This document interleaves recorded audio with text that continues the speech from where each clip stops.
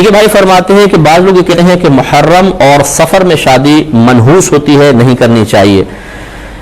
ایسے لوگوں سے آپ بھی کویسچن کریں کہ یہ 2 مہینے تو نکال دیں، چلیں آپ کا قول مان لیتے ہیں، باقی 10 مہینوں میں شادی تو بہت بابرکت ہونی چاہیے۔ وہ کہیں گے ہاں ہے، تو یہ جتنے گھر میں فتنے، فساد، لڑائی جھگڑے، لیگ پولنگ ہو رہی ہے، طلاقیں ہو رہی ہیں، مار کٹائی ہو رہی ہے، گالم گلوچ ہو رہی ہے اور جہنم کا سمندر گھر پیش کر رہے ہیں، وہ 10 مہینے کی برکات سے محروم کیسے ہو گئے؟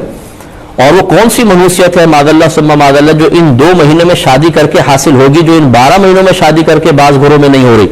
تو یہ مہینوں کے اعتبار سے نہیں ہے، یہ ہماری جہالت ہے، یہ ہماری کم علمی ہے، یہ ہمارا عمل اور برا کردار ہے کہ گھروں کے اندر ایسے فتنے فساد ہوتے ہیں۔ اور سفر کا مہینہ بالکل کوئی خالی کا مہینہ نہیں ہے،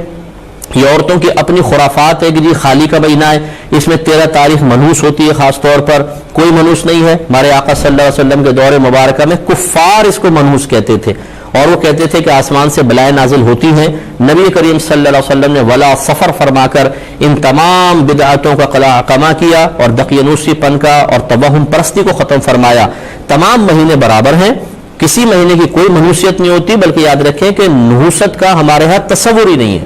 نبی کریم صلی اللہ علیہ وسلم کے فرمان دیکھیں، آپ فرماتے ہیں اگر نحوست ہوتی تو عورت میں ہوتی، پڑوسی میں ہوتی یا گھوڑے کے اندر ہوتی، اگر ہوتی تو ہے ہی نہیں نحوست۔ ہمارے ہاں نحوست کو کوئی تصور نہیں ہے، لہٰذا ان مہینوں میں بھی آپ شادی کرنا چاہیں بالکل کریں، لیکن ہاں یہ میں مشورہ ضرور دوں گا، اگر آپ کا ایمان اتنا کمزور ہے کہ قرآن و حدیث کی دلیلیں تو قلب پہ اثر نہیں کرتی، لیکن لوگوں کی باتیں آپ کو فوراً جکڑ لیتی ہیں اور ذہنی لحاظ سے مفلوج کر کے نفس و شیطان کی اطاعت پر مجبور کر دیتی ہیں، تو پھر خدا را آپ نہ کریں، کیونکہ اگر آپ سفر میں شادی کریں گے، کوئی الٹا سیدھا ہو گیا تو کہیں گے دیکھا ہم نے تو قرآن و حدیث کا کہنا مانا، ایسا ہو گیا، اس کا مطلب لوگ صحیح کہتے تھے کہ یہ مہینہ منحوس ہوتا ہے۔ تو یہ پھر اتنا ضعیف الاعتقادی انسان کو سکتا ہے کہ دار اسلام سے باہر لے جائے، تو اتنے اگر کمزور ہے تو نہ کریں، اگر مضبوط ایمان کے ہیں تو سفر میں شادی کریں، کچھ بھی نہیں ہوتا، وہی ہوگا جو باقی 11 مہینوں میں شادی کرنے پر ہو رہا ہے۔ اس لیے بالکل نہ گھبرائیں، اور اس قسم کے مہینوں میں کوئی نحوست نہیں ہوتی، یہ لوگوں نے غلط کہا ہے، اور جو یہ کہتا ہے بلکہ وہ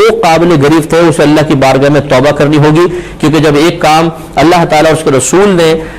مطلب منع نہیں کیا ہو، اور ایک چیز کی خبر اللہ تعالیٰ اس کے رسول نے نہ دی ہو، اس خبر کو عام کرنا اور کہنا جی یہ منحوس ہے، تو یہ تو گناہ کا کام ہے کہ جب اللہ اس کے رسول نے خبر نہیں دی تو آپ کو کیسے پتہ چلا کہ منحوس ہے؟ دلیل پیش کیجئے، نہیں پیش کر سکتے تو یہ افتراء علی الشریعہ کہلائے گا، اور اس پر توبہ کرنا واجب ہوگا۔